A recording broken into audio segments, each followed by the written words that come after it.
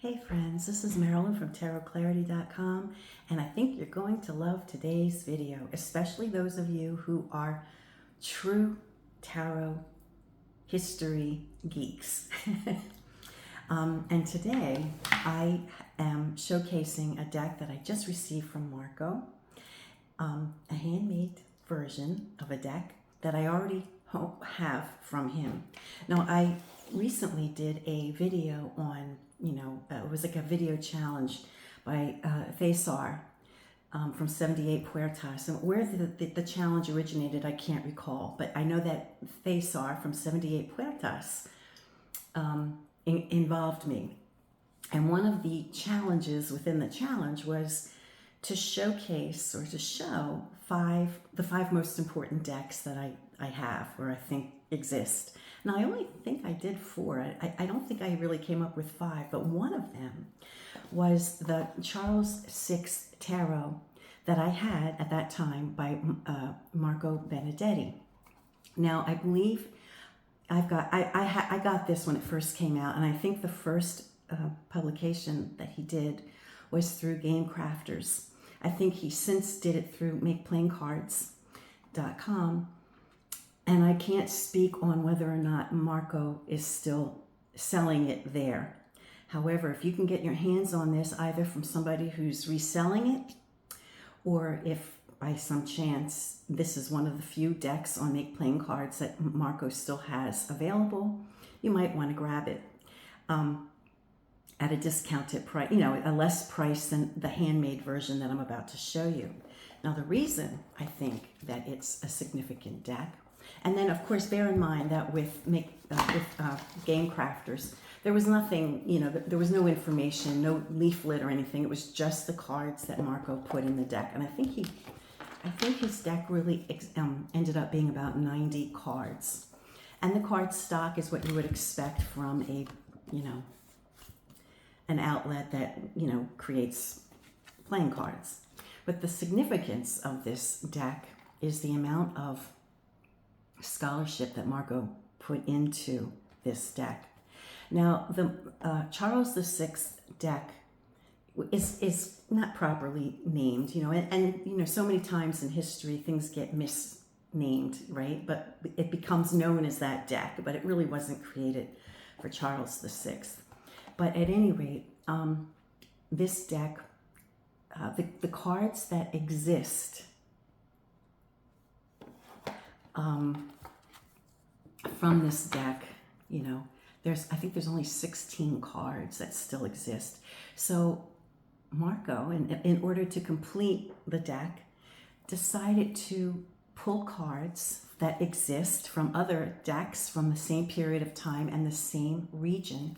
And I believe, Marco believes, and who am I to argue, that the deck really originated from Florence, because we see the Florentine, I don't know if this one was actually from the original deck, but we see the Florentine tendency, for example, of the scalloped halo, right?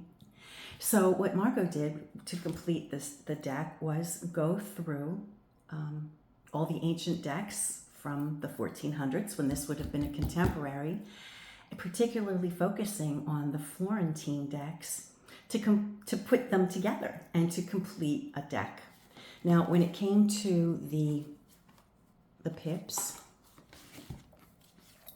I think Marco chose the same kind of, thing, whereby he chose decks that had had cards that would complete the deck, and the cards were from the same period of time and the same region that this deck would have been completed. I hope all of that made sense. Now, Marco did send me a very detailed instruction about what cards came from where, and I will pin it down below. It's too much to get into with this recording. But for those of you who want to know the specifics of what deck came where, what card came where, I'll put it below. One thing I will say, that if you can look at the side, and I'm not sure if it shows up in this light, but the edges of the cards are different colors, and I think that was to indicate that they weren't all from the same deck. Like we have a yellow border or like a buttercup kind of border on here, but then we have, you know, a white border on these cards. So to me, that meant that that was an indicator that they came from different decks, and perhaps the color, different bordered colors was a code for what, and here's like a yellow, right? For what decks came from what cards came from what deck, all right? So this deck is a deck that I don't use to read with. I maybe have only done a handful of readings using it, but what I do with this deck is to just study it, you know, and just look at it, right? Then I found out that Marco was creating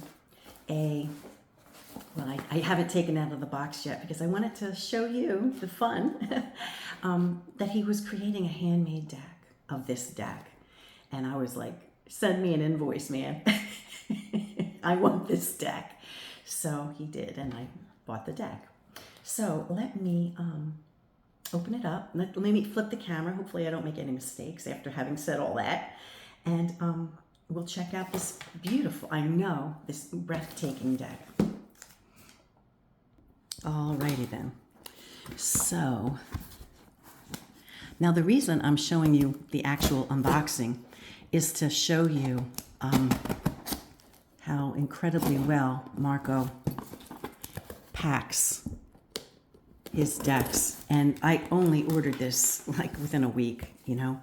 Marco's decks arrive insanely fast considering they're coming from Italy and I live in the United States. They come extremely quickly.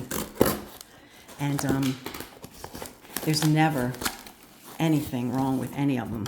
There's not so much as a dent. So let's check it out. I have no reason to believe that this would be this would be an exception. I'm sure that it's perfect.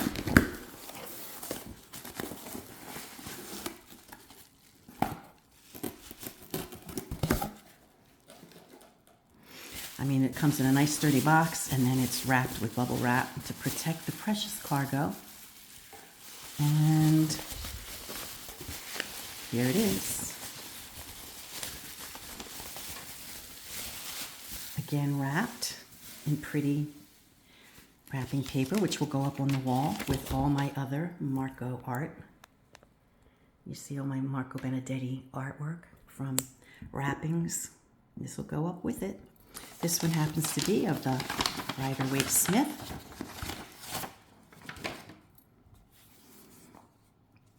So here we have Charles VI Tarot, Marco Benedetti, in a handcrafted box. Wow. Oh, wow, my name's on it. I need to put my glasses on to see this.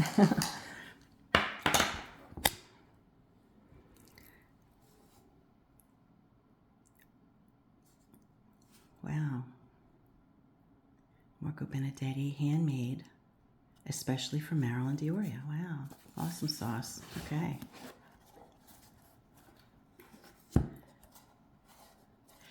As far as I can see, there is no number on the box, so I don't think there's any numbers. Wow.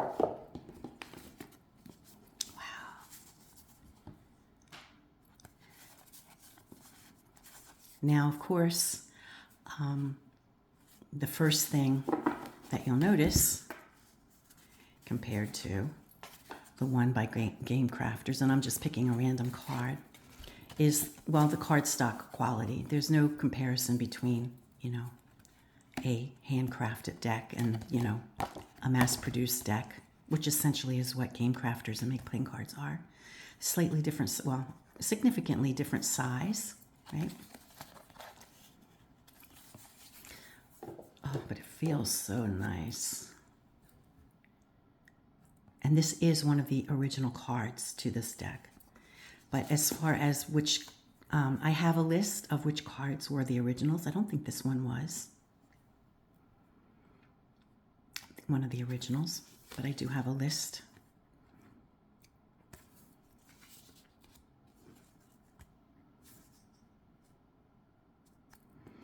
So the female pope would have been second, and this looks more like a female pope than this one.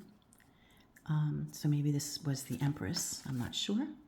This was the emperor, and this is the pope. This was an original card. I believe this one was also, but these two might not have been original to the deck. This one is.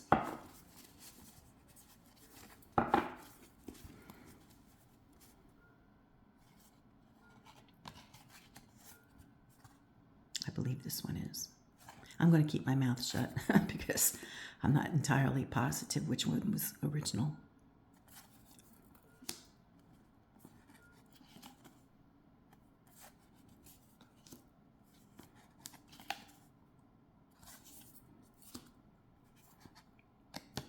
I'm not sure if I have them, if they're in order. I'm just, showing them in the order that I received them.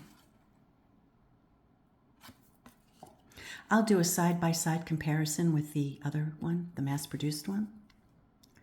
I believe this is definitely one of the originals. We see the hourglass in place of the lantern.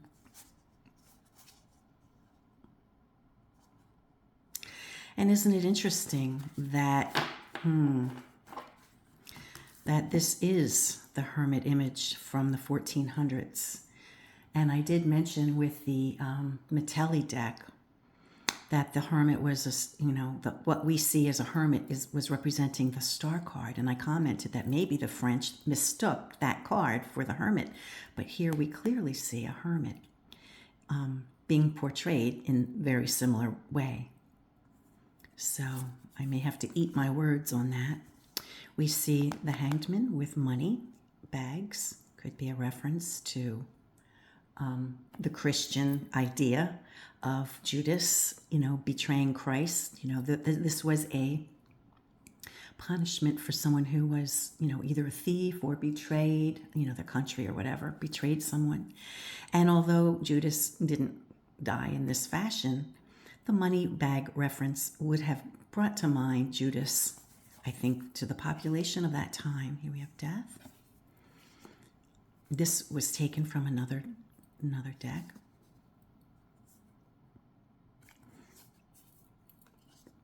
I believe this was original.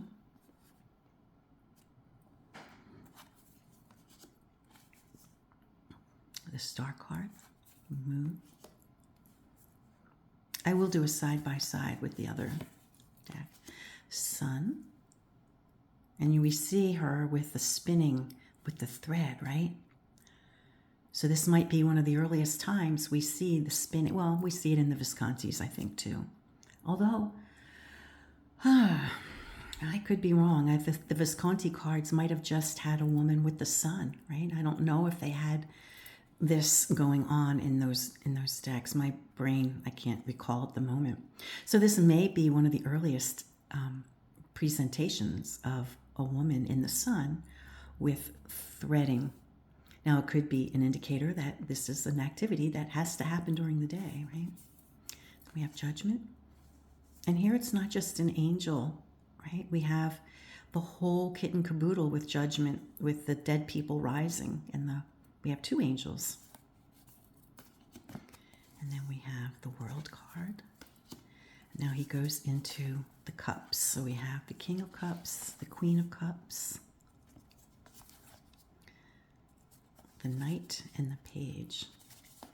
And I call this guy my boyfriend. Now notice that there's no blanket or, covering on the chalice, if that's what that is, right? On the cup. We can't see everything that's on his head, but his head looks like it is. Maybe it's covered, I don't know. But here is the cloth, which is underneath. And it looks like here's one hand and here's the other. So this cloth is somehow attached to hang or drape underneath the cup, which is kind of interesting. Maybe it's held from behind with his other hand.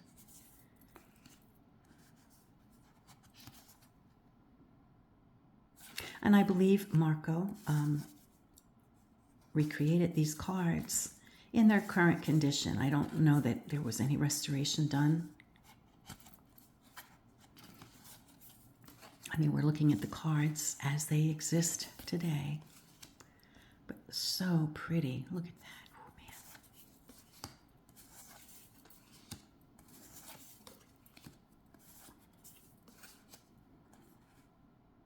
man. We have either batons or swords. I guess this is swords. It's kind of hard to make out here, but I think here we have a sword.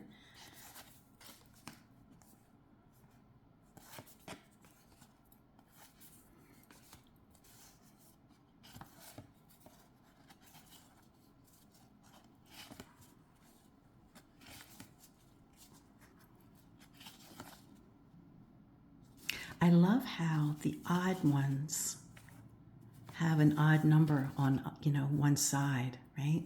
So we don't see the spear and probably not a baton in the center. We'll see when we get to batons, but the extra odd man out is on one side, which is interesting. We see it here as well. Every other one, which I think is kind of pretty. I like the way that looks.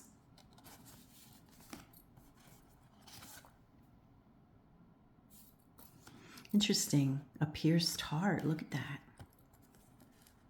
Okay, now I think these are batons. Interesting, the tortoise shell, which I'm sure was a reference that everyone from that period of time knew what that was referencing.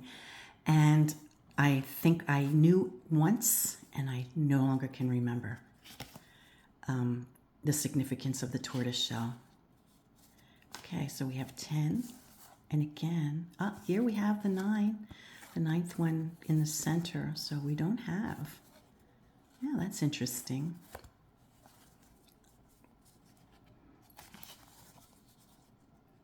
So the treatment for the batons is different than the treatment. The odd batons is different than the treatment for the odd swords. But of course, they could have been taken from different decks. This baton, it looks more like a sword, doesn't it, is facing downward. And there's no piercing of anything. And here we have coin, king, queen, knight, page. And we notice that the page is an older man, not a young person that we would maybe, commonly associate with the pages would be a youthful individual, but that's not the case. We have references here, dog, and something else happening up here. Maybe when I do a side-by-side comparison, we'll see more clearly what that might have been. A fleur-de-lis on the coin, which is interesting. 2.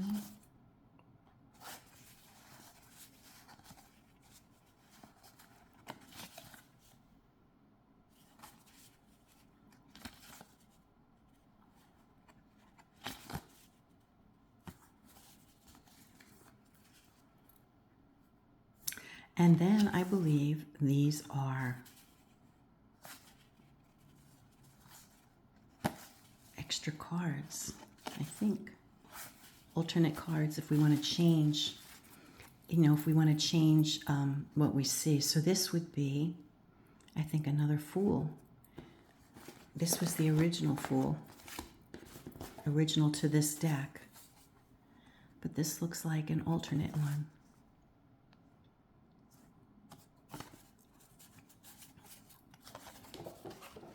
With an alternate star. Moon. I'm guessing that's moon. Sun. And this is, I used to know the story of this. Was when, perhaps Alexander the Great went to meet a great hermit, I forget his name, Diogenes maybe, and asked if he could do anything to help the old man. And the old man said, move out of the way, that you're standing, you're casting a shadow from the sun, get out of the way, something like that. I probably have the story wrong, but that would be a story that people of this period of time would know. Another world, perhaps another king of, well, this looks like he's got a papal crown, so another pope. And he's got keys, perhaps.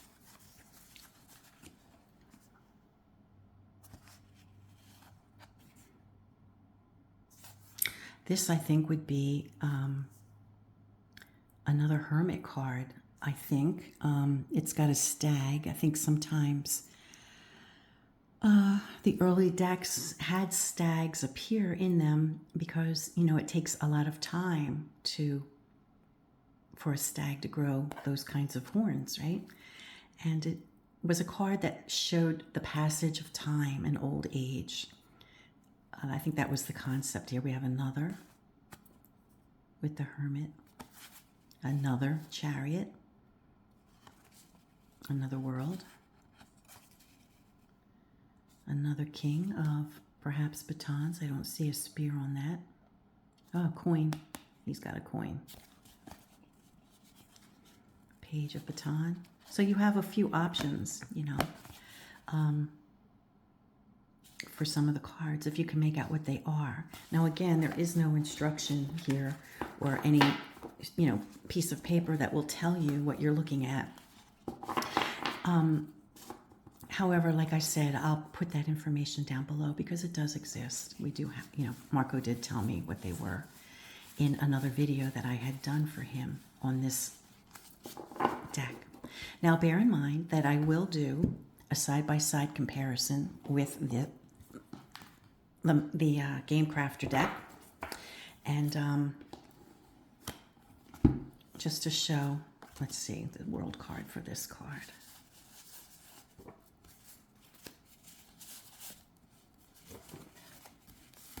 We'll just do a random side-by-side right now.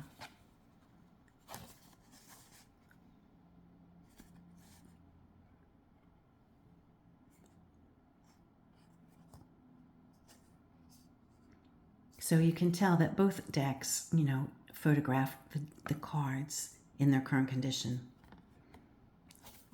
You know, and I have to laugh because in one of my recent correspondences with Marco, when I asked him if he wouldn't consider making a plastic deck for me of my Metelli, because I want to teach, let me flip the camera. Hopefully I won't make any mistakes. Because I want to teach my grandbabies how to read tarot, and eventually, of course, I want to teach them using my favorite decks, which the first, you know, my favorite deck is probably the Metelli. If it's not the favorite, it's right up there.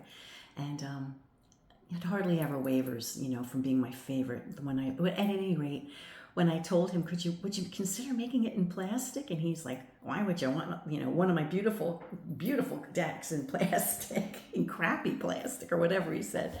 And I have to laugh because I get the point. You know, when you have a deck this beautiful, when you have a deck this nice, you know, the paper is just outstanding, you know, so I can understand him saying, why would you pick plastic over something like this?